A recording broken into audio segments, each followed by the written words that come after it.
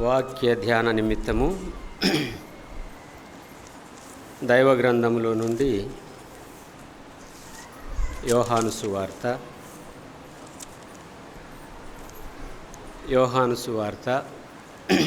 3వ అధ్యాయము. యోహాను సువార్త 3వ అధ్యాయము వచనము మొదటి నుండి చదువుకుందాం. సువార్తలలో యోహాను సువార్త 3వ అధ్యాయము మొదటి నుండి కొన్ని వచనాలను చదివి ఈ పేరాలో దాగి ఉన్నటువంటి 21వ వచనం వరకు ఉన్నటువంటి ఈ సందర్భం అంతయు కూడా మనము తేటగా ఆలకించడానికి మనము ప్రయత్నం చేద్దాం. చదువుతున్నాను, గమనించండి. 3వ అధ్యాయము మొదటి వచనం. యూదుల అధికారి అయిన నికోదేము పరిసయ్యుడు ఒకడుండెను.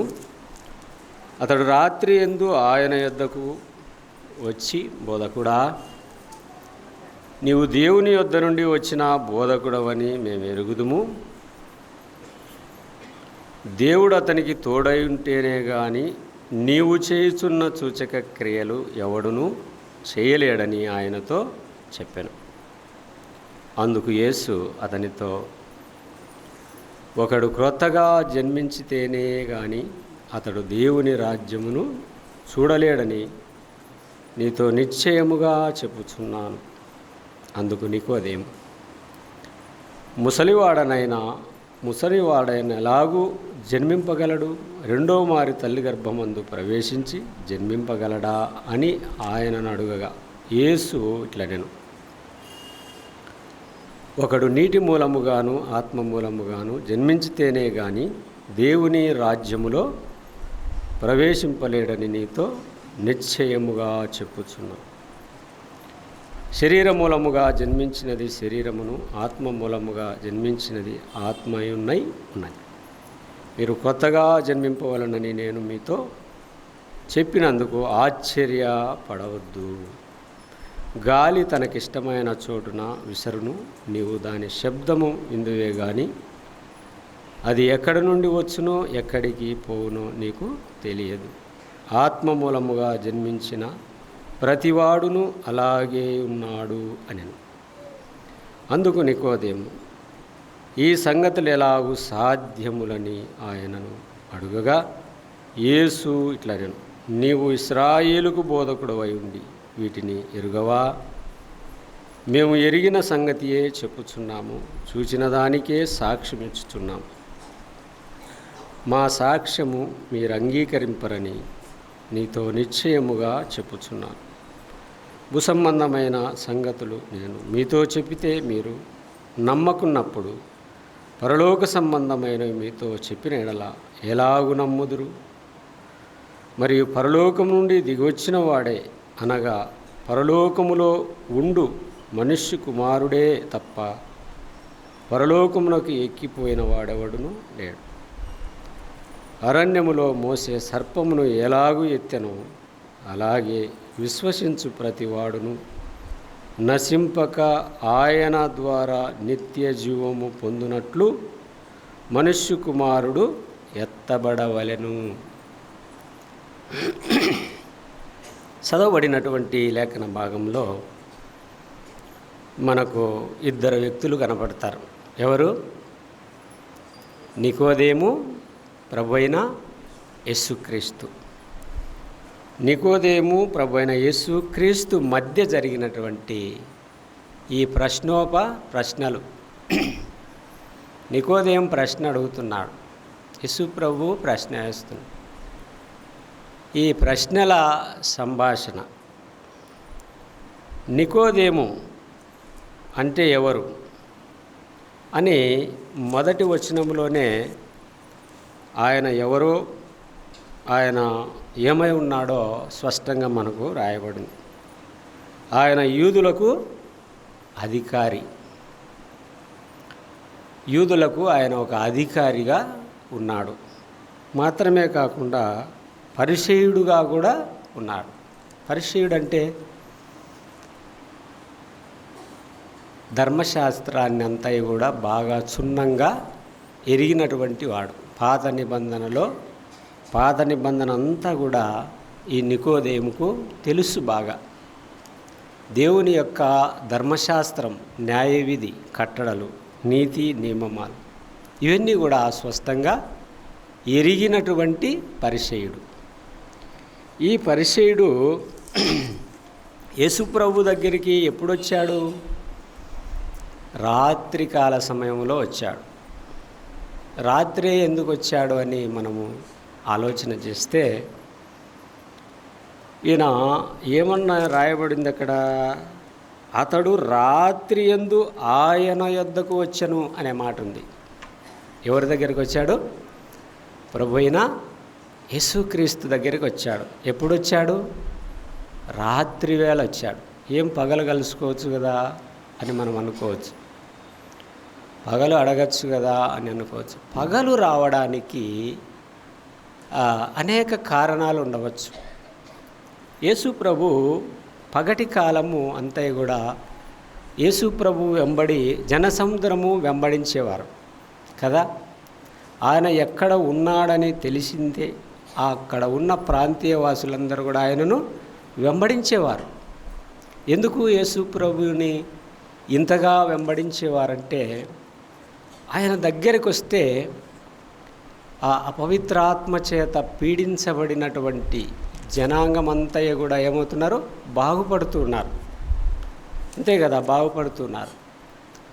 ఒకవేళ ఏదైనా రోగాలతో ఉన్నవారు వచ్చినప్పటికి కూడా ఆయనను తాకగానే, లేక ఆయనకు చెప్పుకోగానే, లేక ఆయన చూడగానే రోగములన్నీ కూడా బాగవుతాయి. మరి పగటిపూట యేసు ప్రభు దగ్గరికి నికోదేము రావడానికి కొంత, లేక పర్సనల్గా మాట్లాడడానికి అంతగా బాగోదేమో అని చెప్పేసి, రాత్రివేళ అయితే ప్రభు ఒక్కడే ఉంటాడు, ప్రభు ప్రార్థనలో ఉంటాడు కనుక రాత్రివేళ కలుసుకుంటే ప్రభువుతో మాట్లాడవచ్చు, లేక ప్రభువు ఆయన ఎందు నిమిత్తం వచ్చాడో ఆ సంగతులు ఆయనతో మాట్లాడడానికి వీలవుతుందని ఎప్పుడొచ్చాడు? యేసు ప్రభు దగ్గరికి రాత్రివేళ వచ్చాడు. ఈ రాత్రికాల సమయము పెద్దలు అంటూ ఉంటారు, రాత్రిపూట నిశ్శబ్దమైన వాతావరణం. ఒకటి ఏదైనా నేర్చుకోవడానికి, ఒకటి ఏదైనా మాట్లాడుకోవడానికి సమయము మంచి సమయము అంటారు. ఇంకా మన పూర్వీకులు పెద్దలు పెందలకడనే లేచి ఆ నిశ్శబ్దమైన వాతావరణంలో చక్కగా ఆత్మ నడిపింపుతో ప్రార్థన చేసుకుంటే అది ఎంత సంతోషకరంగా ఉంటుందో అది అనుభవించిన వారికి తెలుసు.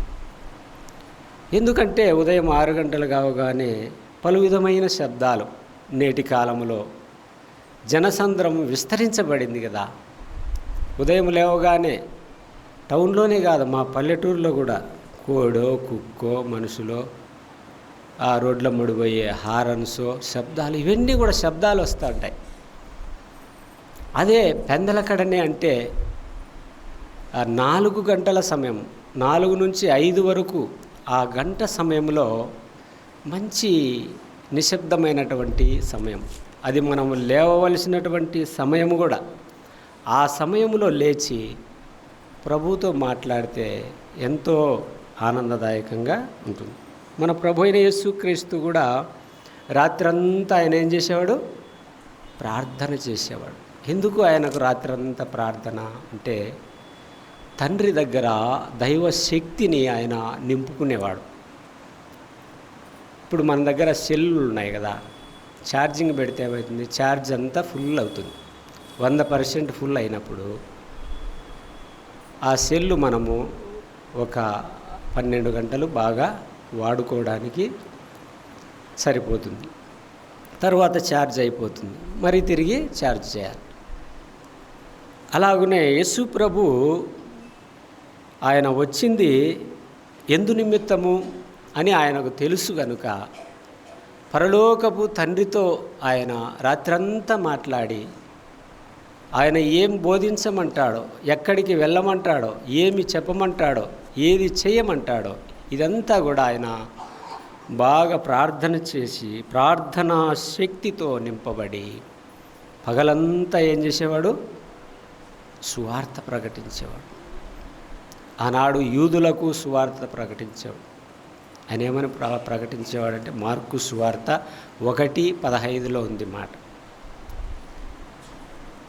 కాలము సంపూర్ణమై ఉన్నది, దేవుని రాజ్యము సమీపించి ఉన్నది, మారు మనసు పొంది సువార్తను నమ్మండి అని యూదులకు సువార్త చెప్పేవాడు యేసుప్రభు. యేసుప్రభు ఇలాగున తన దినచర్య ఆయన ఇలా కొనసాగిస్తుండగా యేసుప్రభు చేసినటువంటి అద్భుతాలను, ఆశ్చర్య కార్యాలను, గొప్ప కార్యాలను ఈ నికోదయము విన్నాడు, ఎరిగాడు. ఎన్నో విన్నాడు, ఎన్నో ఎరిగాడు.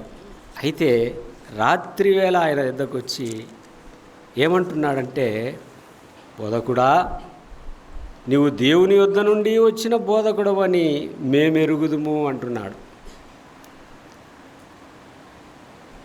ఈ నికోదేము మేమెరుగుదుము అంటున్నాడు. అంటే తనతో ఉన్నటువంటి వారందరూ కూడా, తనతో ఉన్నవారెవరు? వారు పరిసయ్యులందరూ కూడా ఎరుగుదురు. కానీ ఈ పరిసయ్యుడు యేసుప్రభు దగ్గరికి రాత్రివేళ వచ్చి అంటున్నాడు, ఏమంటున్నాడంటే అక్కడ మనం చూడవచ్చు, దేవుడు అతనికి తోడై ఉంటేనే కానీ నీవు చేయుచున్న సూచక క్రియలు ఎవడునూ చేయజాలడని ఆయనతో చెప్పారు. ఒక రకంగా చూస్తే యేసుప్రభువును మెచ్చుకుంటున్నాడు, పొగుడుతూ ఉన్నాడు. ప్రభువా, బోధకుడా, నీవు చేయుచున్న సూచక క్రియలు అవి సామాన్య మానవుడు చేసేవి కాదు. అవి దేవుని సెలవు లేకుండా, దేవుని తోడు లేకుండా, దేవుని అనుగ్రహము, అధికారము లేకుండా ఇటువంటి సూచక క్రియలు ఎవరునూ చేయలేరని ఆయనను తెగ పొగిడేస్తున్నాడు. ఇలాగూ నికోదేము అంటుండగా ప్రభువైన యేసుక్రీస్తు ఒక మాట అంటున్నాడు 3వ వచనంలో. అందుకు యేసు అతనితో, ఒకడు కొత్తగా జన్మించితేనే కానీ అతడు దేవుని రాజ్యమును చూడలేడని నీతో నిశ్చయముగా చెప్పుచున్నాను అని. నికోదేముకు అర్థం కాలే. ఇదేంది బా ప్రభు కొత్తగా జన్మించాలంటున్నాడే? వాస్తవానికి యూదా జనాంగమునికి బోధకుడు, పరిసయ్యుడు, ఇంకా అనేకమైనటువంటి రీతులుగా తన అధికారము కలిగినటువంటి ఈ పరిసయ్యుడు లేక ఈ నికోదేము కొత్త జన్మను గురించిన అనుభవము లేనివాడిగా ఉన్నాడు. అందుకు నికోదేము అంటున్నా 4వ వచనం, అందుకు నికోదేము, ముసలివాడనైనా మనుష్యుడు ఎలాగూ జన్మింపగలడు? ప్రభువా, నాకు ఇంత వయసు వచ్చింది, నేను ముసలివాడను, ఎలా జన్మించగలను తిరిగి? అంటే ఈ భూసంబంధమైన జనన మరణాలను గురించి ఈ నికోదేము ఆలోచిస్తున్నాడు.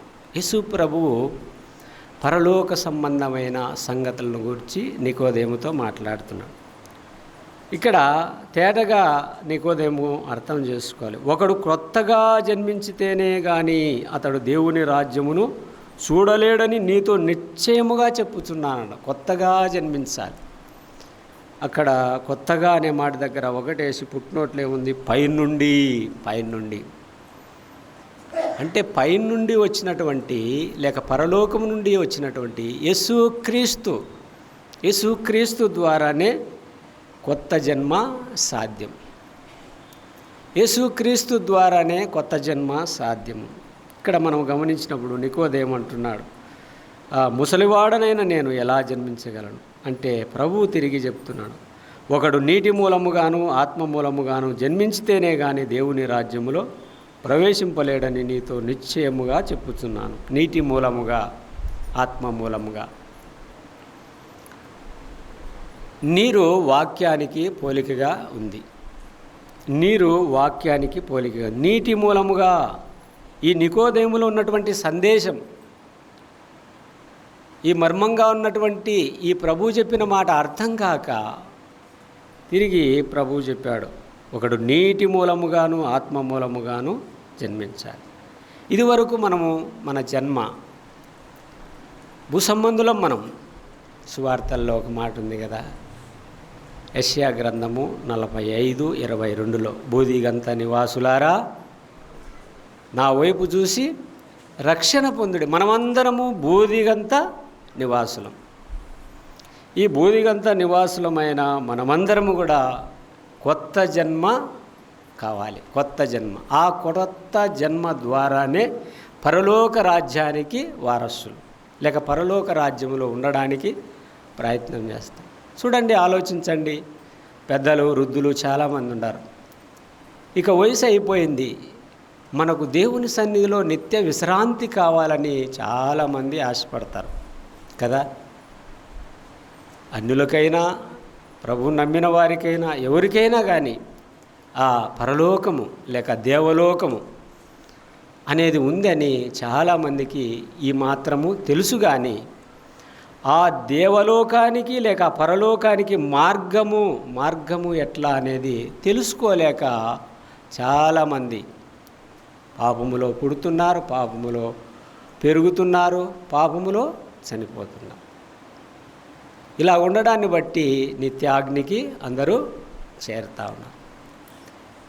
ఇలా ఉంటుండగా నికోదేము పరిసయ్యుడు, ధర్మశాస్త్ర పండితుడు, సన్హెద్రి సభలో ఎన్నికైన వాడు, ఎన్నో ఆధిక్యతలు ఉన్నటువంటి ఈ నికోదేము కొత్త జన్మ లేనివాడిగా ఉన్నాడు.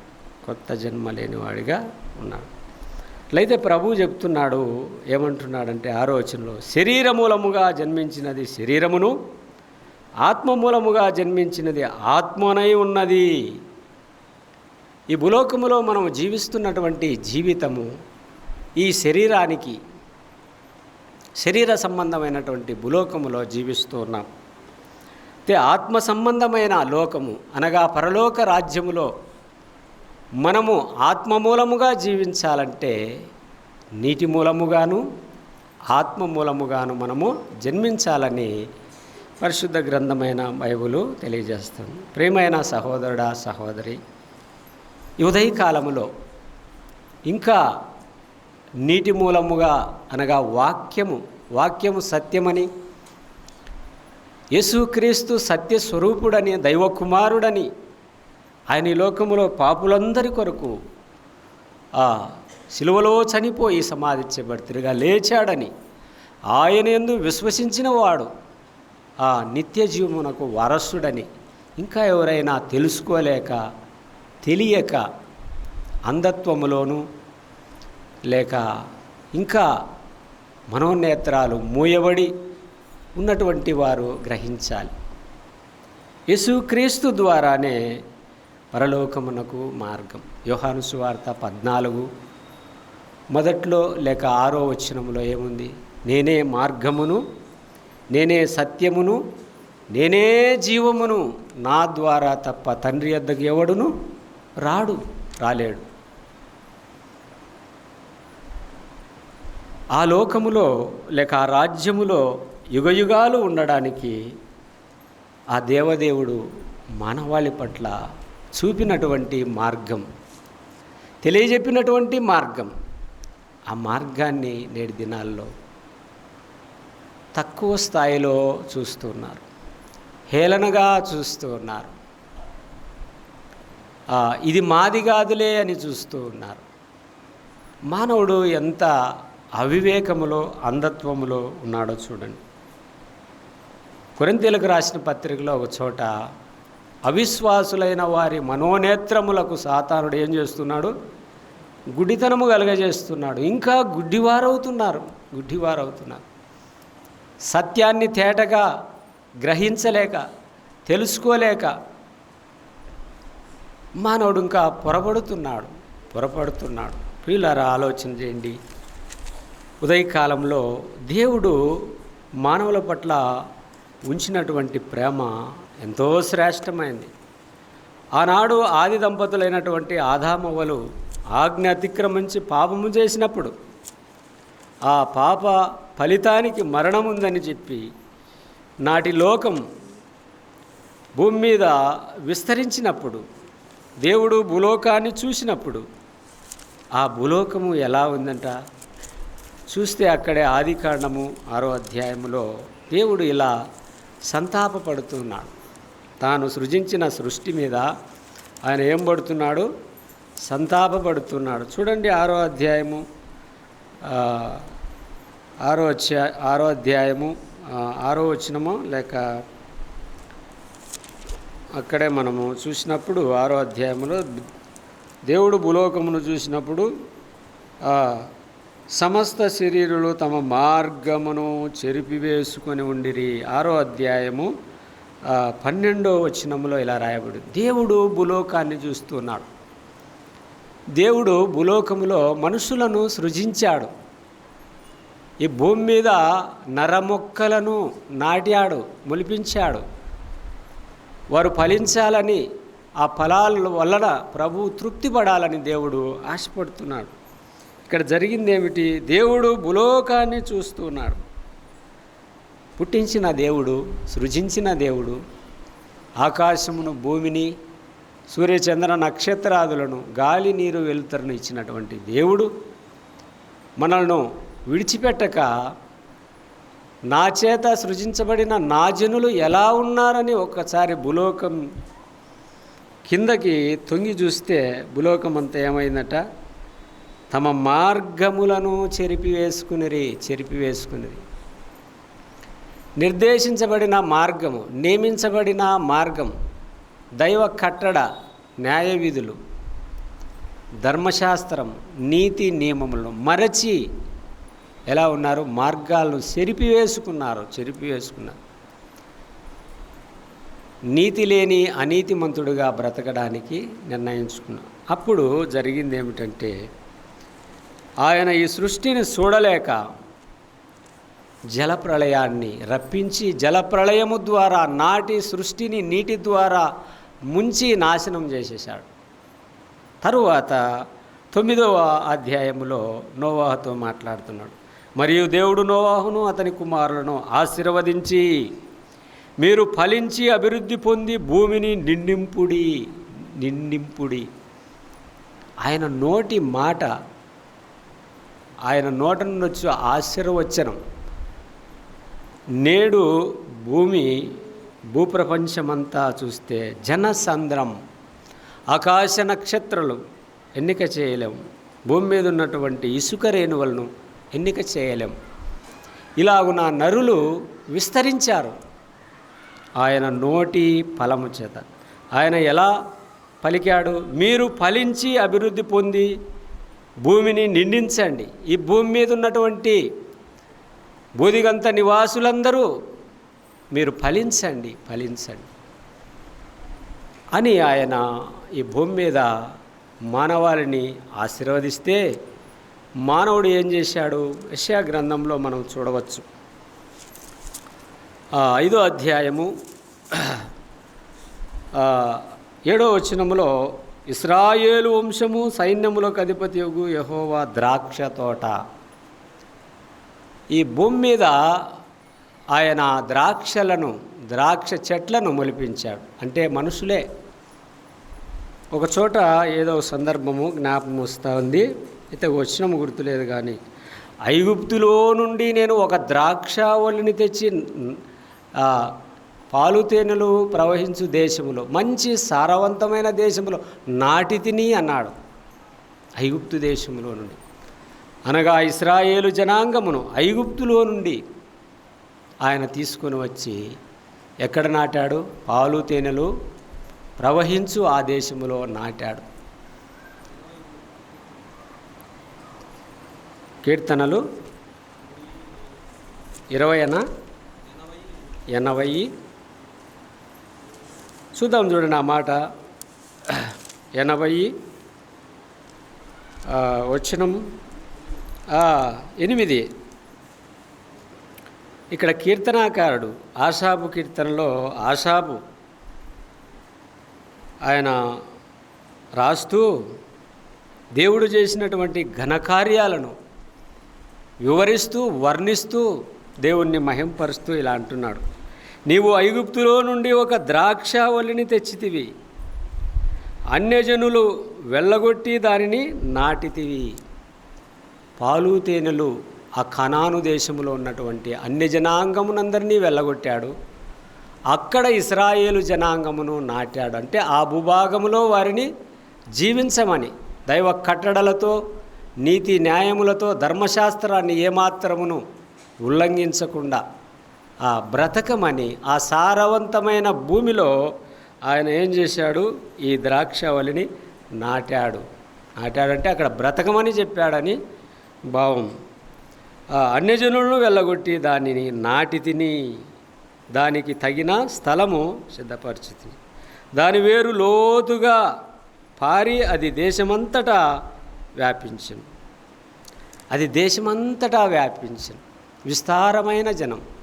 సొలొమోను ఒక మాట అంటాడు కదా, రాజరికానికి వస్తానే ప్రార్థన చేస్తాడు, దేవా యెహోవా ఈ నీ గొప్ప జనము న్యాయము తీర్చడానికి జ్ఞానము వివేకము నాకు దయచేయి. అప్పటికే గొప్ప జనం, లక్షల కొలది జనాభా పెరిగిపోయింది, విస్తరించింది దేవుని యొక్క ఆశీర్వాదమును బట్టి. అప్పుడు సొలొమోను ఈ గొప్ప జనమునకు న్యాయము తీర్చడానికి, వీరి మీద అధికారిగా ఉండడానికి, వీరికి న్యాయము తీర్చడానికి నాకు జ్ఞానం దయచేయమంటే దేవుడు జ్ఞానమును దయచేశాడు. అది గొప్ప జనం అయింది. ఇలాగున ప్రభువైన దేవుడు వారికి చేసిన మేలు మరచి, అక్కడ మనం చూస్తాము 5:7 యెషయా గ్రంథం 5, ఇశ్రాయేలు వంశము సైన్యములకు అధిపతియగు ద్రాక్ష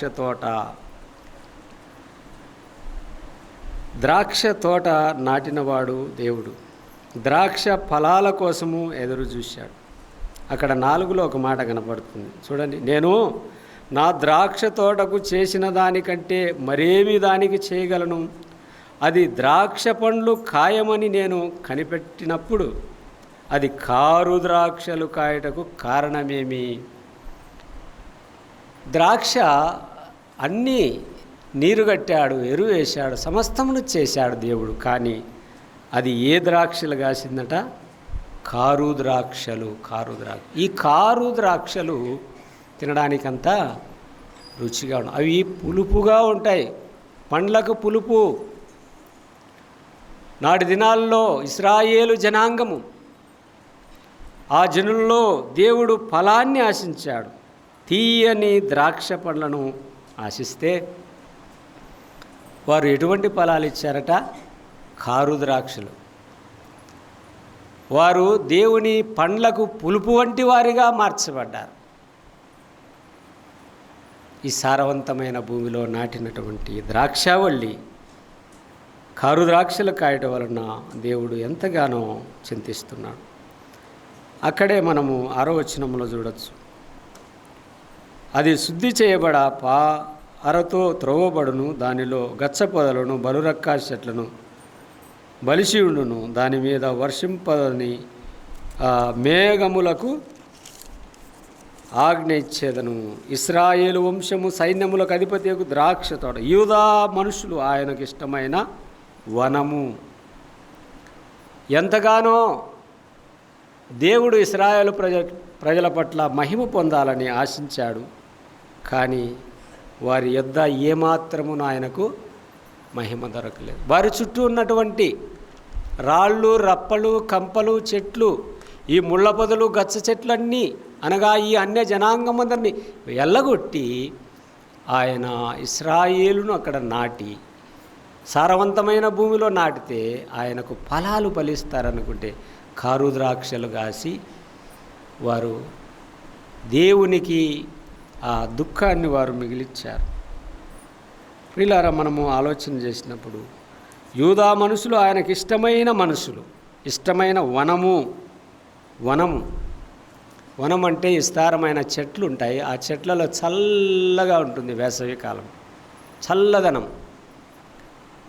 అనంతపూర్ డిస్టిక్లో చాలా వరకు గతంలో చాలామంది వేసవి కాలంలో వనభోజనాలకు వెళ్ళారు. వనభోజనాలు అంటే కొంతమంది భక్తిపరులు, బాగా ఆర్థికంగా ఎదిగినటువంటి వారు వనభోజనాలు చేయించేవారు. ఆ వనములోనికి వెళ్ళి ఆ చింత చెట్ల మధ్యలో వంట వండించి అనేక బీదలకు భోజనాన్ని పిలిచి పెట్టించేవారు. మాత్రమే కాకుండా కుటుంబాల్లో కూడా ఆ దినమున ఒక దినము వారు నిర్ణయించుకొని భోజనాలు చేసుకొని చేపలు తీసుకొని ఆడ పరుచుకొని ఆ భోంచేసి తృప్తిగా ఆ దినమంతా అక్కడ ఆ వనములో ఆ చల్లని ప్రదేశంలో ఆనందపడి వచ్చేవారు. ఈ మధ్యకాలంలో ఆ విధంగా ఉందో లేదో నాకు తెలియదు, కానీ నేను చిన్నతనంలో చాలాసార్లు చూసినాను.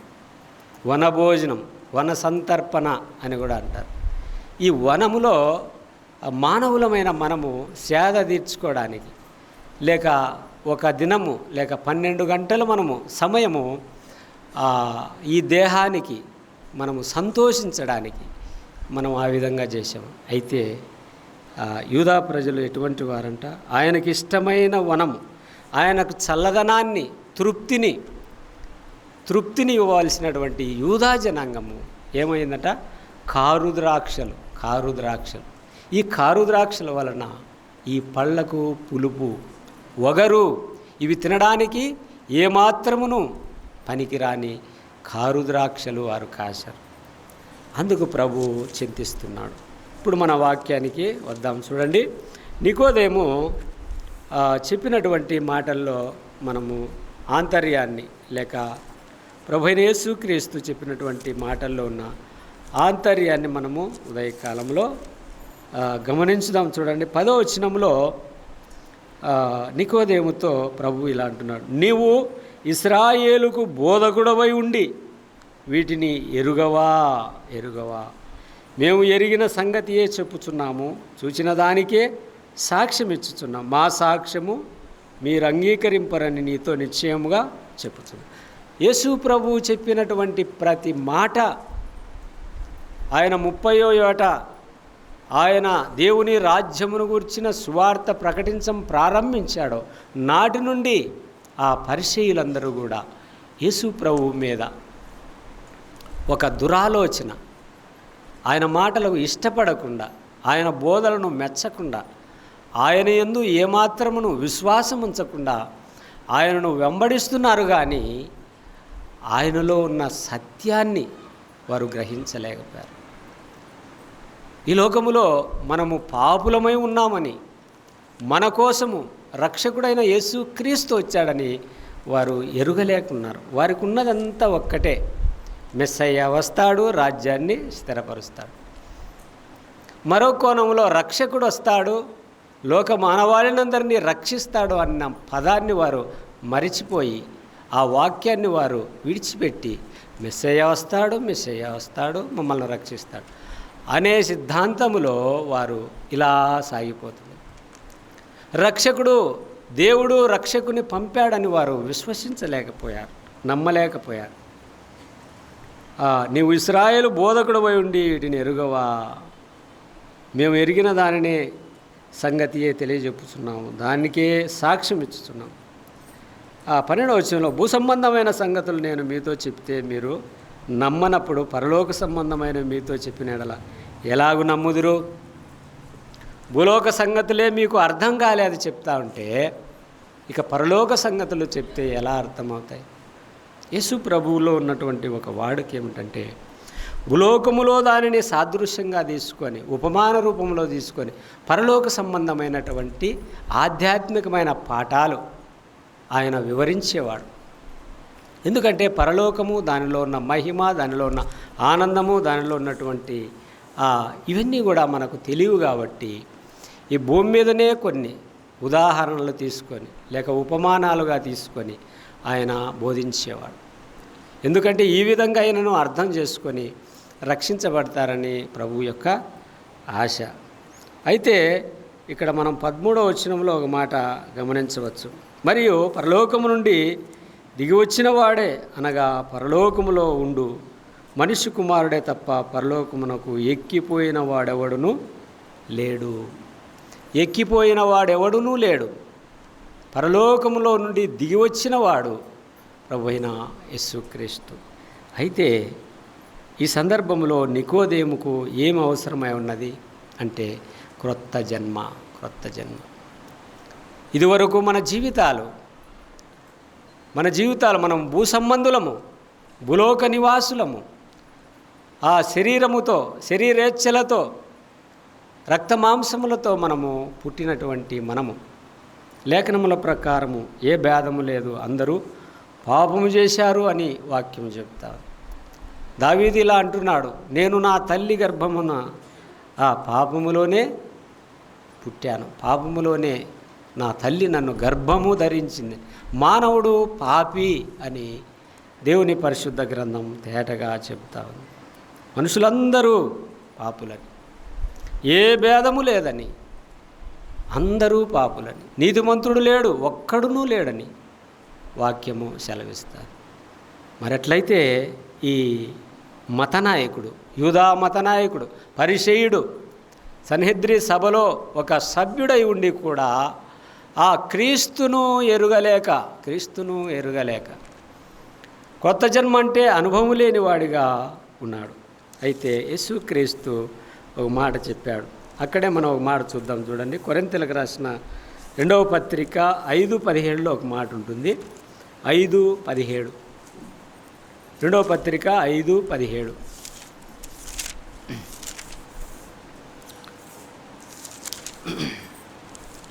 5వ అధ్యాయము 17వ వచనం. కాగా ఎవడైనను క్రీస్తునందున్న ఎడల వాడు నూతన సృష్టి, పాతవి గతించెను, ఇదిగో క్రొత్తవాయను. క్రీస్తునందున్న ఎడల వాడు నూతన సృష్టి అంటే కొత్త జన్మ, కొత్త సృష్టి, కొత్త జన్మ. నికోదేముతో అన్నాడు, ఒకడు నీటి మూలముగాను ఆత్మ మూలముగాను జన్మించిన వాడు ఆ దేవుని రాజ్యములో ప్రవేశిస్తాడు. దేవుని రాజ్యం, మనమందరము కూడా దేవుని రాజ్యములో ఉండబోతున్నాము, ఉంటాము అన్న నిరీక్షణతో మనము మన విశ్వాసయాత్రలో మనం ముందుకు సాగాలి. పరిశుద్ధ గ్రంథము తేటగా మనకు నేర్పిస్తున్న తెలియజెప్పినటువంటి సత్యము ఏమిటంటే, దేవుడు లోకాన్ని ప్రేమించాడు. నిన్ను నన్ను బోధిగంత నివాసులందరినీ ప్రేమించాడు. ఆయన ప్రేమ తేడా లేని ప్రేమ, చిన్న పెద్ద అని తేడా లేని ప్రేమ. మనుషులమైన మనము గొప్పవారిని ఒక విధంగా, చిన్నవారిని మరొక విధంగా ప్రేమించవచ్చు. ఇది మానవుని యొక్క నైజము. మనుషులము గనుక దేవునికి అటువంటి తేడా కానీ అటువంటిది ఏదీ కూడా లేదు. అందరినీ ఒకే రీతిగా ప్రేమించువాడు. ఆయన న్యాయవంతుడు. న్యాయాన్ని తప్పించడానికి ప్రయత్నం చేస్తే ఆయన ఊరుకోడు. ఆయన న్యాయవంతుడు. ఆయన ధర్మము లేక ఆయన ధర్మశాస్త్రాన్ని ఖచ్చితంగా నెరవేర్చిన వానికి ఆయన న్యాయము జరిగిస్తాడు. న్యాయం. ఆ రోజుల్లో ఇశ్రాయేలు జనాంగం ప్రయాణం చేస్తుండగా కనాను దేశంలో యెహోషువ, కాలేబు వీరిద్దరూ యవనస్తులు కనాను దేశంలో చేరి ఆ దేవదేవుణ్ణి వారు ఎలా వెంబడించారో తెలిసిన? పూర్ణ మనస్సుతో వెంబడించారు. నిండు మనస్సుతో కాలేబు దేవుడైన యెహోవాను వెంబడించెను అనే మాట ఉంటుంది. పూర్ణ మనస్సుతో మన దేవుణ్ణి మనము వెంబడించాలి. ఏదో ఈరోజు ఆదివారము ఆరాధనకు పోకపోతే, రొట్టె రసములో పాలు పొందకపోతే ఆశీర్వాదం ఉండదు, దీవెన ఉండదు, మనకు సమాధానం ఉండదు, మనకు నెమ్మది ఉండదని పొరపాటును కూడా దేవుని సన్నిధికి రాబాకండి. మనము ఆశించడానికన్నా అత్యధికంగా ఇచ్చే దేవునికి ఎలా రావాలంటే, నమ్మినటువంటి దేవుని మీద పరిపూర్ణమైన విశ్వాసముతో ఆయనను ఘనపరచడానికి, ఆయనను మహింపరచడానికి, ఆయనకు స్తోత్రములు చెల్లించడానికి ఆయన నామాన్ని ప్రజల్లో ప్రకటిస్తున్నటువంటి, ప్రజలలో కలిసి పరిచర్య చేయడానికి ఆత్మ సిద్ధముతో, ఆత్మ పూర్ణులమై పరిశుద్ధాత్ముని యొక్క ఆధ్వర్యములో మనము నడిచి బ్రతికి జీవించినప్పుడు దేవుడు మనం అడిగిన దానికన్నా అడగవలసిన అవసరమే లేదు. మనకు అక్కరగా ఉన్నదేదో ఆయనకు తేటగా తెలుసు. మనము అక్కర లేనివి మనం అడుగుతాం, మనకు అక్కరగా ఉన్నవి ఆయన ఇస్తాడు, అంతే. యాకోబు అంటాడు కదా, మీరు మీ భోగేచ్ఛల నిమిత్తము దురుద్దేశముతో అడుగుతారు. స్వార్థపరులం మనం, దురుద్దేశపరులం. మన పొరుగువారు బాగుంటే మనం చూడలేని కన్నులు, సంఘములో ఒకరు ఎదుగుతూ ఉంటే ఓర్వలేని కన్నులు మనవి, మానవుని యొక్క కన్నులు. వీటన్నిటిలో ప్రవర్తనలో, పరిశుద్ధతలో మారాలని దేవుడు తెలియజేస్తున్నాం. ఆనాడు అనేక మంది అరణ్యములో లక్షల కొలది రాలిపోయారు, చనిపోయారు. కానాను దేశాన్ని ఎవరు చూడలేకపోయారు. 2 వ్యక్తులు చూశారు, కాలేబు, యెహోషువ. వీరిద్దరే ఎందుకు చూశారంటే వారు నమ్మిన దేవుని పట్ల వారు పరిపూర్ణమైన విశ్వాసముతో వారు ప్రయాణం చేశారు. అందుకే ఆ భూభాగాన్ని, ఆ పాలు తేనెలు ప్రవహించు దేశాన్ని వారు చూశారు. ఆ సారవంతమైన దేశంలో వారు మరింతగా ఫలాభివృద్ధి చెందారు. ఈనాడు మన ప్రయాణం ఎలా ఉంది మనము ఆలోచన చేయాలి. మనము నమ్మిన దేవుడు నమ్మదగినవాడు, నీతిమంతుడు, వాగ్దానము చేసినవాడు, దాన్ని నెరవేర్చుటకు ఆయన సమర్థుడు, యోగ్యుడు. మన దేవుడు పూజార్హుడు. భూమి ఆకాశములను అందులోని సమస్తాన్ని సృజించిన సృష్టికర్త ఆయన. మానవుడు సృష్టికర్తను మరిచి సృష్టిని, అంటే మానవుడు నిర్మించిన, నియమించుకున్న లేక తయారు చేసుకున్నటువంటి వాటికి సాగిలపడి నష్టపోతున్నారు. ఒక దినము రానై ఉన్నది. ఆ దినాన అందరూ తీర్పు పాలవుతారని లేఖనాలు సెలవిస్తాను. ఇక్కడ ఒక మాట మనం చూద్దాం, చూడండి. అక్కడే ఒక మాట ఉంటుంది, 18వ వచనం. ఆయన యందు విశ్వాసముంచు వానికి తీర్పు తీర్చబడదు. విశ్వసింపని వాడు దేవుని అద్వితీయ కుమారుని నామమందు విశ్వాసముంచలేదు గనుక వానికి ఇంతకు మునుపే తీర్పు తీర్చబడెను. తీర్పు మనుష్యుడు ఈ భూలోకంలో తాను జీవించిన జీవితానికి తీర్పులోనికి రావాలి. విద్యార్థి సంవత్సరం అంతా కూడా చదివి హోంవర్క్ చేసి రేయింబగులు కష్టపడి చదివితే సంవత్సరం చివరన పరీక్షల్లో ఉత్తీర్ణుడైతే మరొక మెట్టు ఎక్కగలడు. విశ్వాస జీవితంలో మన బ్రతుకు, మన జీవితాలు, మన భక్తి ఒక దినమున మనకు పరీక్షించబడతాం. తీర్పులో నిలబడతాం. చేసిన క్రియలకు, మాట్లాడిన ప్రతి మాటకు, చేసిన ప్రతి అపరాధమునకు చేతులు కట్టుకొని జవాబు చెప్పాలి. చెప్పకపోతే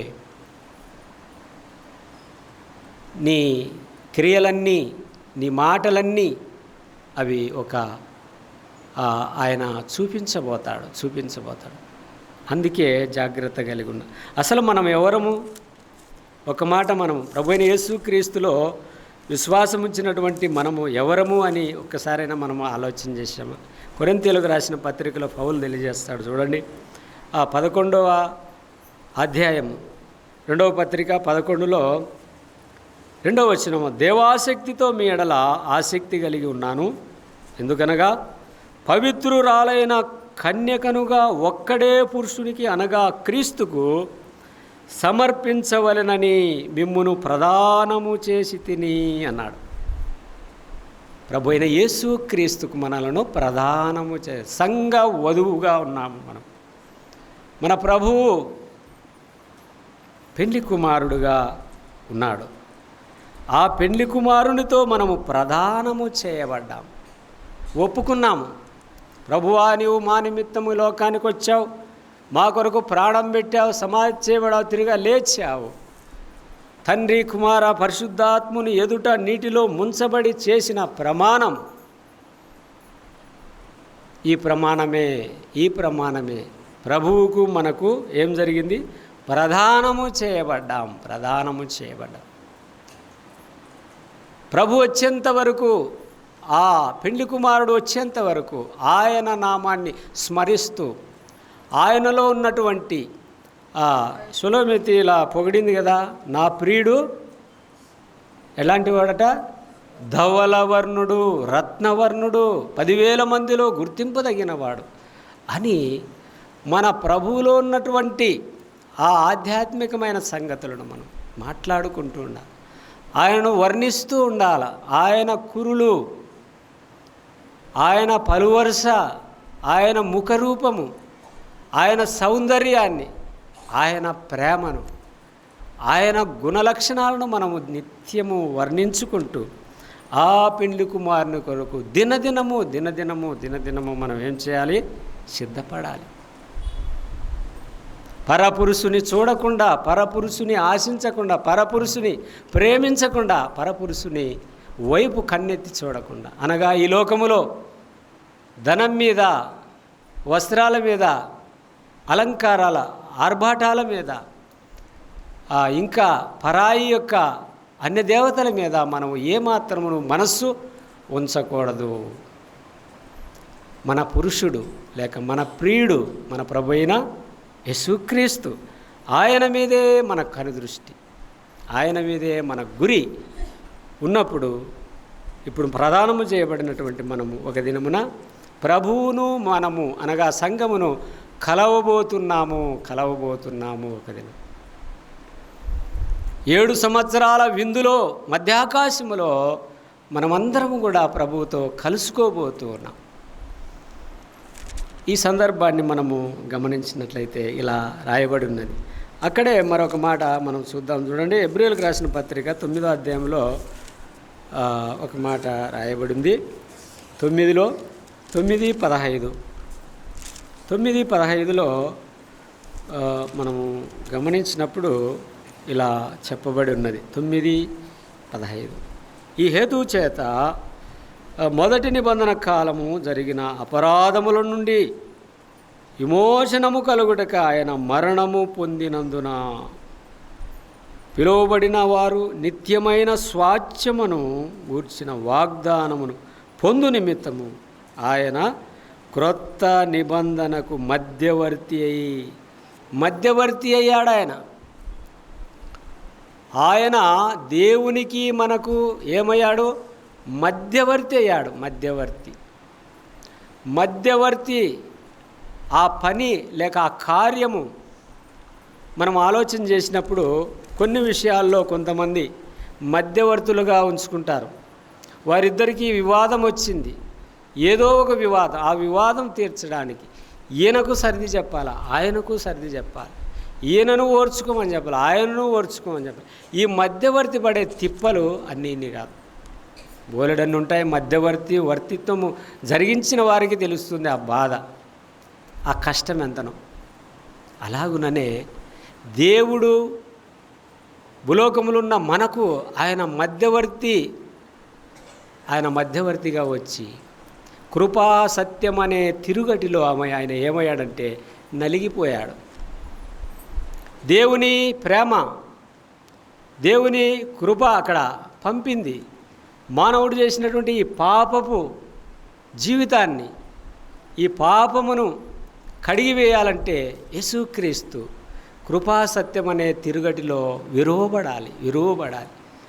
గింజలు ఇసురాతిలో వేసి విసిరితే ఎలాగూ పిండిగా మార్చబడుతుందో, ఒక గోధుమ గింజలు కానివ్వండి, ఏ గింజలైనా కూడా తిరుగటిలో వేసి విసిరినప్పుడు అవి నలిగిపోయి పిండిగా ఏ విధంగా మార్చబడుతుందో, అలాగుననే కృపకు సత్యానికి మధ్యలో ప్రభువైన యేసుక్రీస్తు నలిగిపోయాడు. ఆయన ముద్దగా మార్చబడ్డాడు. ఆ యెరూషలేము వీధులంబడి ఆయనను కొడుతూ ఉండగా, దూషిస్తూ ఉండగా, ఆ కొరడా దెబ్బల చేత ఆ ముండ్ల కిరీటం చేత ఆయన దేహమంతా చారలు చారలుగా. యెషయా గ్రంథంలో ఇలా రాయబడింది, వీపంతా నాగటి చాళ్ళ వలె దున్నబడింది. నాగటి చాళ్ళుగా ఏర్పరచబడ్డాయి. ఎందుకు? ఆయన మధ్యవర్తి, నీకు నాకు. ఆయన మధ్యవర్తిగా వచ్చి ఆ కల్వరి శిలువలో రక్తమును కార్చాడు. లేఖనాల్లో ఏముందో తెలుసునా? రక్తము చిందించకుండా పాపక్షమాపణ లేదు. రక్తాపరాధముల చేత మనము ఉన్నాము, మన పాపములన్నీ రక్తము వలె ఉన్నవి అని యెషయా గ్రంథములు అంటారు. అవి తెల్లగా మార్చబడాలంటే మన ప్రభు అయిన యేసుక్రీస్తు నలిగిపోయాడు. ఆయన పొందిన గాయాలలో మనకు స్వస్థత అని యెషయా చెప్తాడు. ఆయన పొందిన గాయాలలో ఒక్కొక్క గాయం తన శరీరంలో ఉన్నటువంటి ఎముకలు సహితము కనపడే రీతిలో ఆయన గాయపరచబడ్డాడు. ఎంతగా ఆయన గాయపరచబడ్డాడంటే మనము ఎంత వర్ణించినా కూడా అది దుఃఖకరంగానే ఉంటుంది. ఇంతగా ఆయన గాయపరచబడ్డాడు, ఆయన వేదన పడ్డాడు. నిజానికి మనిషి నాటి పాత నిబంధన కాలంలో గొర్రెపిల్లను బలి అర్పించి అగ్ని మీద పెట్టి క్షణాల్లో అది కాలి బూడిదైపోయింది. ఈ మన ప్రభువైన యేసుక్రీస్తు ఆ శిలువలో బలి అది కాదు, కానీ అనేక గంటలు ఆయన రాత్రి కాలంలో పట్టుకున్నారు, కొరడాలతో కొట్టారు ఒక పర్యాయం. తిరిగి ఆయనను ఈడ్చుకుంటూ యెరూషలేము వీధులలో శిలువను పెట్టి వీపు మీద ఆయనను కొట్టుతూ తిట్టుతూ ఉమ్మివేస్తూ ఆయన్ను తీసుకొని ఊరేగించుకుంటూ గొల్గొతా అనే స్థలము దగ్గరికి ఆయన తీసుకొని పోయి అక్కడ శిలువలో మేకులతో కొట్టి శిలువను పైకెత్తి ఆయనను ముండ్ల కిరీటం పెట్టి చేదునిచ్చి ఇలాగ చిత్రవదనం ఆయన్ను చేశారు. ఇదంతా ఎవరి కోసం అంటే మన కోసమే. అక్కడ ఒక మాట రాయబడింది మనము చదువుకున్న భాగంలో, యోహాను సువార్త 3వ అధ్యాయంలో అక్కడే మనము ఒక మాట, చివరి మాట మనము చదువుకున్న 14లో, అరణ్యములో మోసే సర్పమును ఎలాగూ ఎత్తెనో అలాగే విశ్వసించు ప్రతివాడు నశింపక ఆయన ద్వారా నిత్య జీవం పొందునట్లు మనుష్య కుమారుడు ఎత్తబడవలెను. ఆయన శిలువ మీదకి ఎత్తబడ్డాడు. ఎవరి కోసం? నీ కోసం, నా కోసం. ఆయన మధ్యవర్తిగా వచ్చాడు. తిమోతికి రాసిన పత్రికలో ఇంకా తేటగా పౌలు తెలియజేస్తాడు. 2వ అధ్యాయము 5వ వచనములో, మొదటి పత్రిక 2వ అధ్యాయం 5వ వచనములో, దేవుడొక్కడే, దేవునికి నరులకు మధ్యవర్తి ఒక్కడే, ఆయన క్రీస్తేసను నరుడు. ఈయన అందరి కొరకు విమోచన క్రయధనముగా తన్ను తాను సమర్పించు. యేసుక్రీస్తు భూలోకములో ఉన్నటువంటి మానవాళి కొరకై ఆయన సమర్పించుకున్నాడు. దేనికి? శిలువ మీదకి వెళ్ళడానికి సమర్పించుకున్నాడు. యెషయా గ్రంథంలో 53:10లో ఒక మాట ఉంది, అతన్ని నలుగగొట్టుటకు యెహోవాకు ఇష్టమైనది. కుమారుడు సమర్పించుకుంటే తండ్రి ఇష్టపడ్డాడు. ఎందుకు? పాపిష్టి జనులమైన మన కోసం, భూలోకములో ఉన్నటువంటి చెడిపోయిన మనుషుల కోసం, మార్గము తప్పిన గొర్రెల కోసం, ఇష్టానుసారంగా బ్రతుకుతున్నటువంటి నా కోసం, ప్రపంచ జనాంగం కోసము ఆ కుమారుడు సమర్పించుకుంటే తండ్రి ఇష్టపడ్డాడు. ఈ విధంగా దేవుడు మనల్ని రక్షించి ప్రభువైన యేసుక్రీస్తులో మనల్ని విమోచించాడని మనము ఉదయకాలంలో గమనిస్తున్నాం. ఆయన అక్కడే 4వ వచనం, ఆయన మనుషులందరూ రక్షణ పొంది సత్యమును గూర్చిన అనుభవ జ్ఞానము గలవారై ఉండవలనని ఇచ్చయించుతున్నాడు. ఇక్కడ చూడండి, ఆయన ఎంత సంతోషిస్తున్నాడు. ప్రతి మనుషుడు రక్షణ గూర్చిన అనుభవ జ్ఞానము తెలుసుకోవాలి. సత్యం ఈనాడు ప్రియమైన సహోదరి సహోదరుడా నీకు సత్యము తెలిసింటే, ఆయన ఒక మాట అన్నాడు, నేనే మార్గమును, నేనే సత్యమును,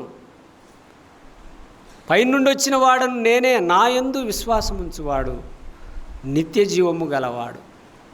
యోహాను సువార్త 11వ అధ్యాయంలో 25వ వచనములో ఒక మాట రాయబడింది, పునరుత్థానమును జీవమును నేనే, నా యందు విశ్వసించువాడు చనిపోయినా బ్రతుకుతాడు అనే మాట మనం చూడగలం.